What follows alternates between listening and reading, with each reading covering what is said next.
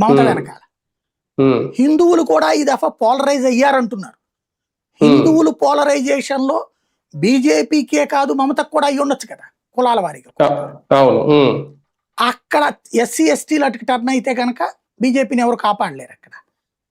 కాబట్టి 4వ తారీఖు దాకా చూడాలి. 4ను కనుక బీజేపీ గెలిచిందని తేలితే ఈ దేశంలో మత ఉన్మాదం అనేటువంటిది చేస్తున్నటువంటి ఇస్లామిక్ టెర్రరిస్టు సహకారాలని వదిలేసి హిందువులనే టెర్రరిస్టులుగా చూపించాలనుకునేటటువంటి రాక్షసులకి ఒక సమాధానం.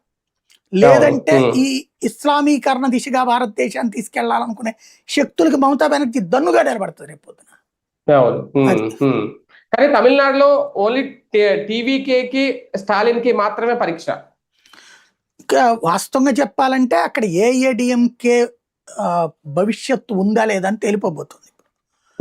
డిఎంకే మళ్ళీ గెలిచిందంటే ఏఐఏడిఎంకే భవిష్యత్తు ఉన్నది. ఇప్పటికే వాస్తవంగా 4 గ్రూపులు ఏఐఏడిఎంకే.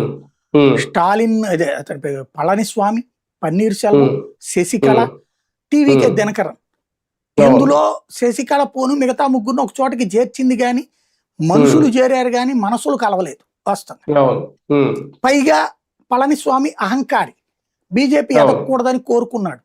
బీజేపీని తనతో పాటు ఎదిగేలా సహకరిస్తే ఉపయోగం తప్పించి బీజేపీని తొక్కేయడానికి ఆయన వంతు ప్రయత్నం ఆయన చేస్తే మైనస్ అవుతుంది.